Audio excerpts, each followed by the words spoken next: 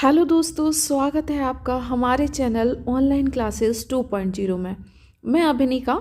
अभी हम हड़प्पा या फिर सिंधु सभ्यता भी कह सकते हैं, जिसे हम उसके क्वेश्चन सॉल्व कर रहे थे, जिसमें हमने सेट 1 सेट 2 सॉल्व कर लिए हैं।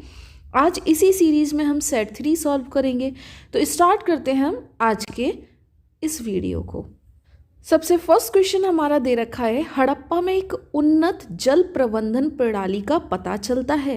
तो ये कहाँ पर हड़प्पा में जो सभ्यता थी वो कौन सी ऐसी सभ्यता थी जहाँ पर जल प्रबंधन प्रणाली का पता चला, जहाँ पे एक उन्नत वे में बनी हुई थी? धौलावीरा में, लोथल में, कालीबंगन में या आलमगीरपुर में? तो हम आपको बता दें, इसका राइट आंसर होगा धौलावीरा में। हड़प्पा के मिट्टी के बर्तनों पर सामान्यतः किस रंग का उपयोग हुआ था? ऑप्शन हमारे देखे रखे हैं, ए लाल, नीला, हरा, पांडु या नीला।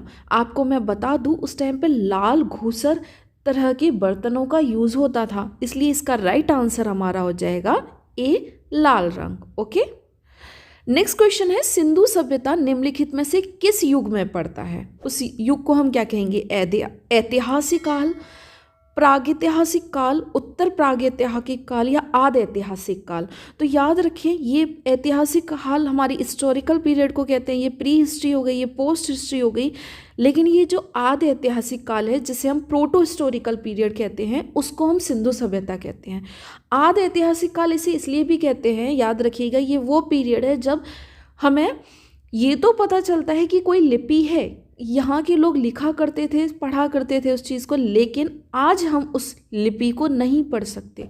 उस काल को आदि ऐतिहासिक काल कहते हैं। ठीक है, ऐसा काल जब लिपि का यूज़ तो हुआ, लेकिन उसे अब हम पढ़ नहीं पा रहे हैं। ठीक है, तो वो हमारा जो सिंधु सभ्यता है उसे हम आदि ऐतिहासिक काल कहते हैं, इसलिए right answer is D. Next question हमारा दे रखा है, सिंधु घाटी सभ्यता की विकसित अवस्था में निम्नलिखित में से किस स्थलों में घरों में कुएं के अवशेष मिलते हैं? देखिए, विशाल स्नानघर आपको मैंने बताया था, मोहनजोदड़ो।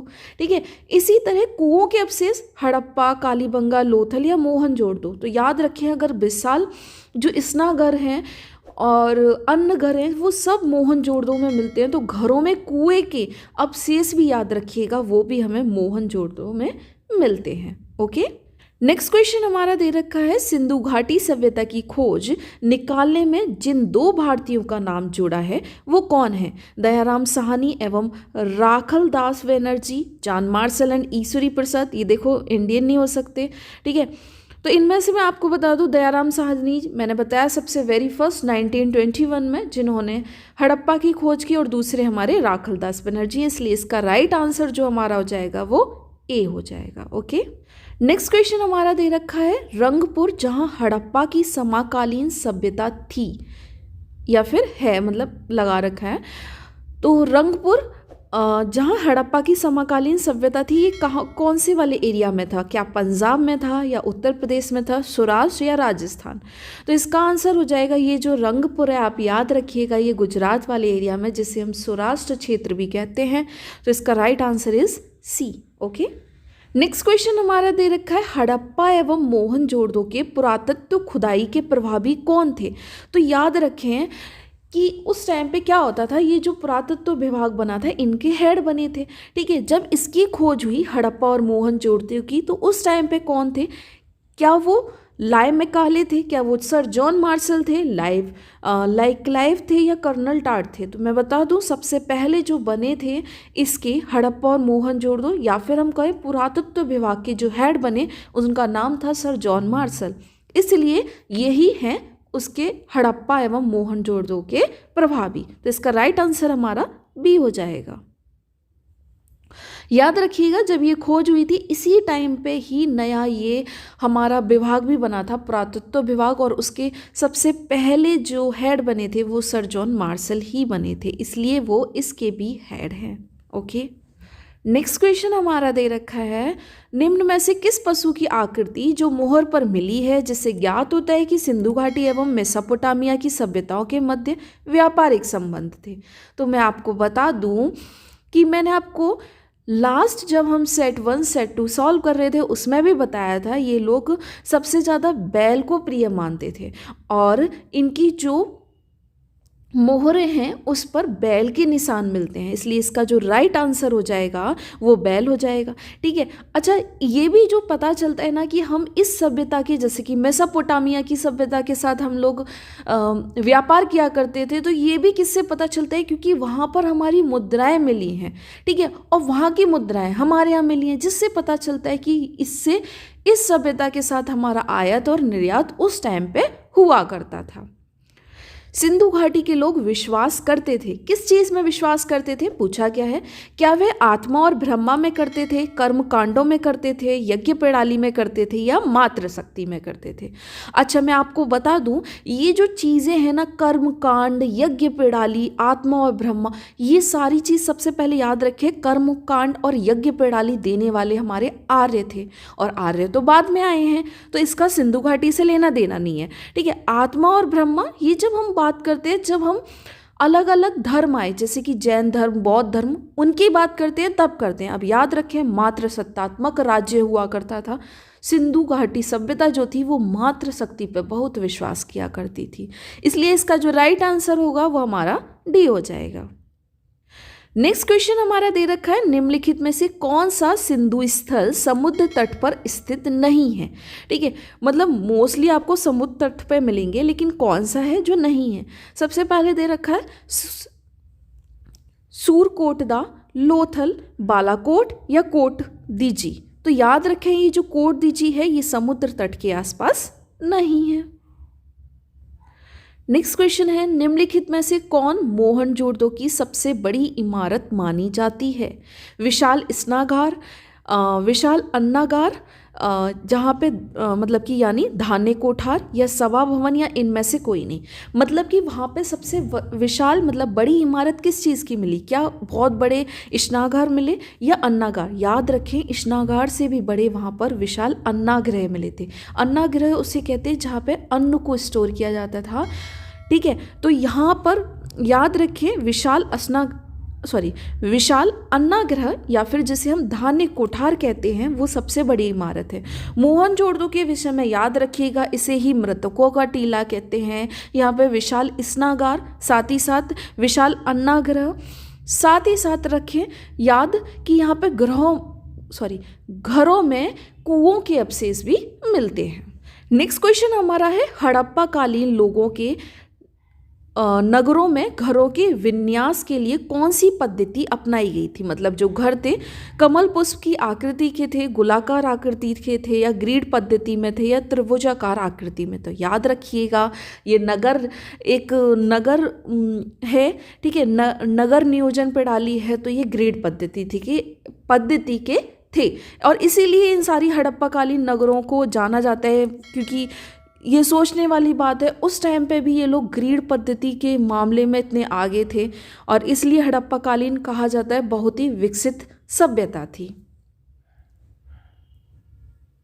सो नेक्स्ट क्वेश्चन हमारा दे रखा है कि सूची 1 को सूची 2 से सम्मिलित कीजिए, जिसमें सूची 1 में दे रखा है प्राचीन स्थल, जैसे कि लोथल, कालीबंगन, धौलावीरा और डी बनावली। ठीक है, अब पुरातत्व अवशेष जो मिलते हैं वो पूछे गए हैं, जैसे फर्स्ट जुता हुआ खेत, फिर गोदीबाड़ा, देन पकी हुई ईंट की बनी हुई हल्की प्राकृतिक, देन हड़प्पाई लिपि के बड़े आकार के 10 चिन्हों वाला शिलालेख। सबसे पहले मैं आपको बता दूं, इसमें सबसे ईजी आपको लगेगा जुता हुआ खेत। जब हमने लास्ट सेट 2 सॉल्व किया था उसमें मैंने बताया था जुते हुए खेत के अवशेष जो है हमें मिलते हैं कालीबंगन से, यानी कि बी का जो आंसर होना चाहिए वो 1 होना चाहिए। तो हमें यहाँ देखने को मिलता है कि ऐसा हमें एक तो बी में मिलता है और डी में। नेक्स्ट हम देखते हैं कि लोथल जो है वहाँ से हमें क्या मिला। तो जब हम ये देखेंगे तो हमें पता है कि वहाँ से हमें गोदीबाड़ा यानी डॉकयार्ड मिले हैं। ठीक है, तो इसका हो जाएगा ए का 2, बी का 1। देन धौलावीरा दे रखा है, तो धौलावीरा से आपको याद रखनी है सबसे इम्पॉर्टेंट चीज़, जो कि हड़प्पाई लिपि के बड़े आकार के 10 चिन्हों वाला एक शिलालेख मिलता है। ठीक है, जिस लैंग्वेज को पहले right to left then left to right लिखा जाता है, इस तरीके से जो उस टाइम की लिपि हुआ करती थी उसके अवशेष मिलते हैं, ये हमें धौलावीरा से मिलते हैं। साथ ही साथ जो पकी मिट्टी की बनी हुई हल्की प्राकृतिक जो प्रतिकृति मिलती है वो हमें कहाँ से मिलती है, बनावली से मिलती है। ठीक है, तो इसका जो राइट आंसर हमारा हो रहा है वो हमारा बी हो जाता है।